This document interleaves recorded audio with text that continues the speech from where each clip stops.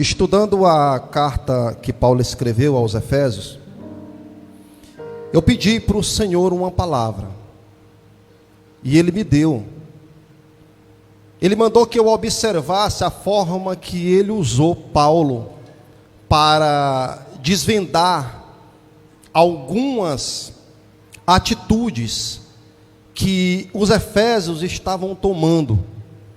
Paulo, quando entra na cidade dos Efésios, ele entra com a missão. Essa missão era plantar uma igreja nessa cidade. Não era fácil.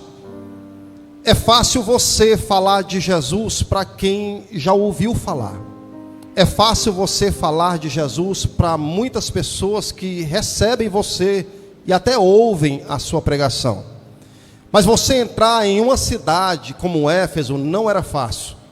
Era uma missão que exigia de Paulo uma comunhão intensa, que colocava nele a responsabilidade para orar mais, para ter mais comunhão, obedecer e entender a visão que Deus estava dando para ele. Uma cidade de mais de 250 mil habitantes, aonde tinha como atração principal um grande templo da deusa Diana. Deusa essa que envenenou aquela cidade.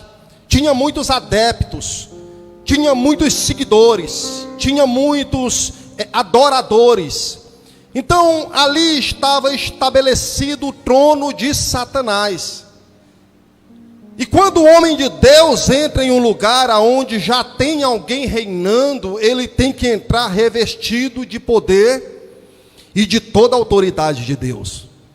Paulo faz questão de, quando ele escreve a carta à igreja de Éfeso, ele faz questão de primeiro mostrar os pontos frágeis da igreja, aonde a igreja precisava melhorar, aonde estava havendo pecado, por que a igreja precisava estar santificada.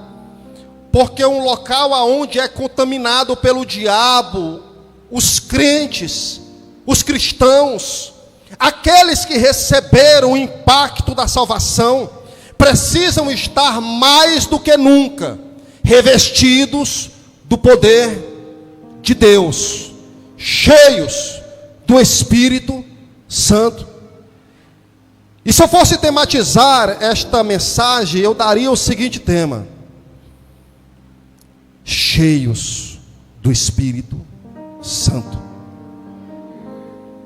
Talvez seja um tema simples, mas naquele tempo em que Paulo escreveu essa carta não era tão simples, porque ele começa o capítulo 5 exortando a igreja, e não era fácil a situação que Paulo se encontrava, porque o mesmo Paulo que entrou dentro de Éfeso e plantou aquela igreja, deixando ali obreiros preparados, capacitados, deixando ali uma semente do evangelho, deixando ali irmãos que estavam iniciando na fé, mas estavam iniciando com todo vapor.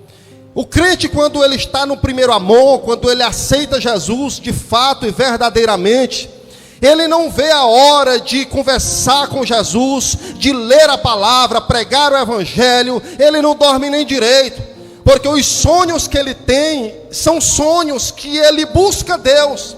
Ele acaba recebendo visões e revelações do Senhor, porque a Bíblia diz que todo aquele que procura encontra, e o que bate a porta é aberta.